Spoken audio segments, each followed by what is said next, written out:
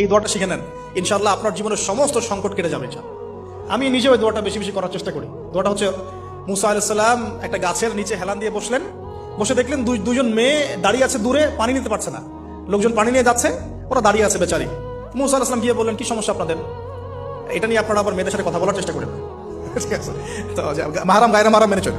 তারা বললেন যে আমাদের বাবা অনেক বৃদ্ধ মানুষ, আমরা পানি নিতে পারি না যতক্ষণ না আমাদের কম পানি নিয়ে চলে যায়। মুসা আলাইহিস সালাম একটু বললাম না, ফিজিক্যালি খুব স্ট্রং ছিলেন, থাকে না বডি বিল্ডার, সামনে গিয়ে কথা বলে সরব পানি দিতে দাও, তখন মানুষ একটু মূল্যায়ন করে না।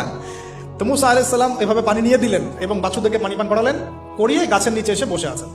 বসে বসে তিনি দোয়া করছেন, এই যে দোয়াটা তিনি দোয়া করছেন, রব্বি, একটা নেক কাজ করলেন না, মানুষের উপকার করলেন, নেক কাজ করে এসে গাছের নিচে বসে দোয়া করছে, আল্লাহ এখানে তো আমার খাবার পানি বাসস্থান কিছুই নাই, আমি কি করব? রব্বি ইন্নী লিমা আনজালতা ইলাইয়া মিন খায়রিন ফাকির, রব্বি ইন্নী লিমা আনজালতা ইলাইয়া মিন খায়রিন ফাকির।